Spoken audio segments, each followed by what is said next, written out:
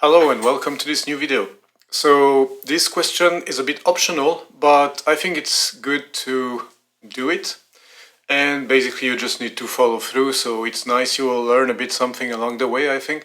It's not necessarily what you need for the exam, because we are going to configure a Podman registry on the server. And then we will be able to log in into it from the client. So that login into it and getting and pulling some image is in the exam, but setting up the server on the server side is not in the exam. So you don't necessarily need to do it, but I suggest you do it because that way you will be able to test the Podman logging also. So that's pretty convenient and it's neat, and normally it should work without problem. So I prepared it nicely in this case because I wanted to make sure it works before doing the video. So what I did is that I used the VirtualBox Manager, the VirtualBox GUI. I mean, it's also the VirtualBox Manager GUI. And from there, I made a snapshot just before I started installing the Podman stuff on the server side and on the client side as well. And by the way, I figured out what was the problem with my configuration for the last question. So the only question I got wrong at the exam, I figured out how to fix this, which is actually, it's not very nicely done, I think, on the RHCSA side of things, because the question doesn't really guide you through how you should do it. But yeah, I found a way to make it work like in real time in for the last question, which we won't treat in this video. In this video, we are going to set up only the server side of things for the Podman registry. And so what I did is I use a snapshot. You can use snapshots in VirtualBox, and that allows you to come back to something before. So I should also make a video about this maybe, but yeah, it doesn't matter. So anyway, I've got those virtual machines running, and they are ready to serve. So we are now on the server, and that's where we are going to go through this. So first thing first, you need to install this bunch of things. So since we are root, we don't need DNF, but yeah, this is fine like this. We might get some warnings for some of the stuff, but basically it works, so you can just use it as it is. I will put this in the description of the video, so you don't need to worry or to do a screenshot. It's in the description normally. And yeah, I will publish this video before the other things, so just keep in mind the other things will be coming, like the next video where we are going to actually log in with Podman. This will be in the next video. Now we are only doing the server because otherwise it would be a video that would be too long. So it's installing a bunch of things for the Podman,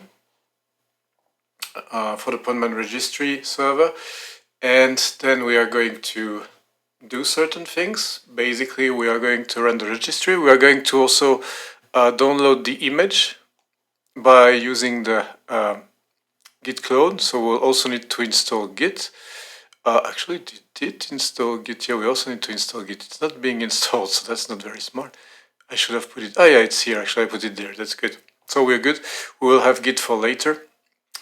And yeah, we will basically get the image that we need. This is exactly this image, I think, that I had in the exam, I remember, because that's what it does, and that's exactly the commands you need.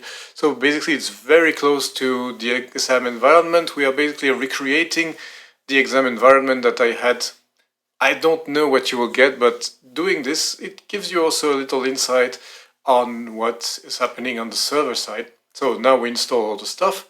So I'm done talking. So we'll prepare everything here. So we are basically creating two directories, the etc registry auth and the var lib registry. So we're doing this, and then we are setting a password with this.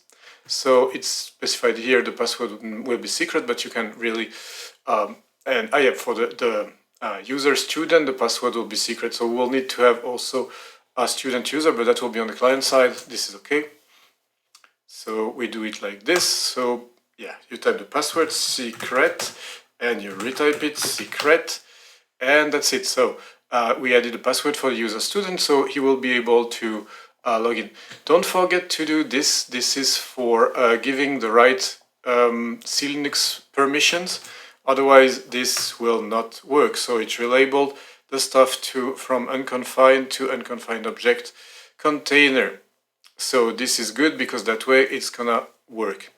Then we want to run Podman. So in this case, we are deleted the registry, but we don't really need that bit. It's in the case something was already running, but we were just gonna run this like this, run force, like basically it's removing the registry Podman things if it's already running, but it's not, so we can just copy from here and we copy everything until there. You see we are using the backslash, and that's allowing us to do a multi-line command line, which is nice. I mean, I'm using it all the time.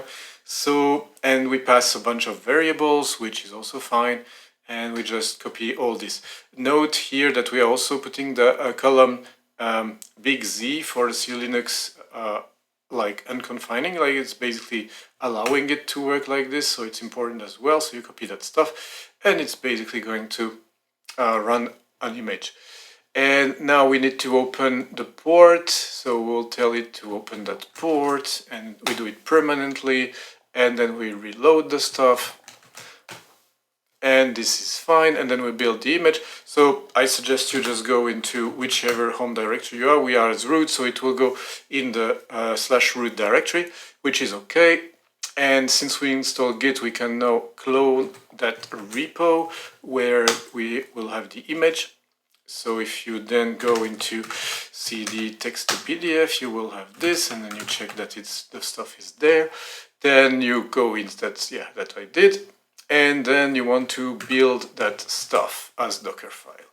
So it will basically mount the image and make it available.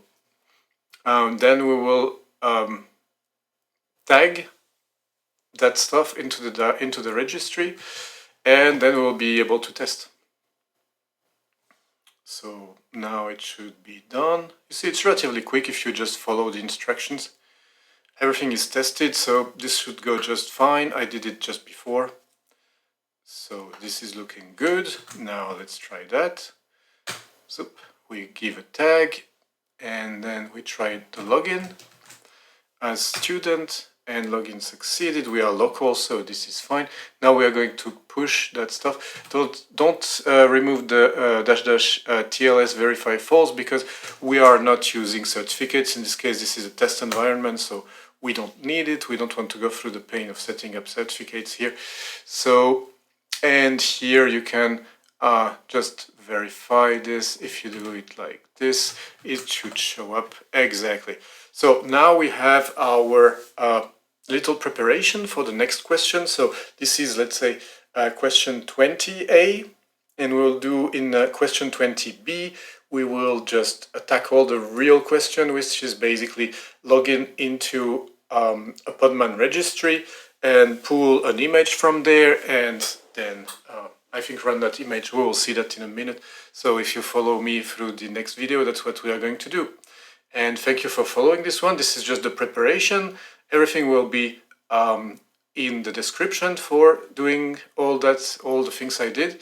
But basically you prepared things for the client side, because we have everything on the server. Now from the client side, we'll be able to do the login and the pull of the image, which basically is in the exam. So it's good you do it that way. Then you see also how it works a bit on the server side, and then you can do everything on the client side.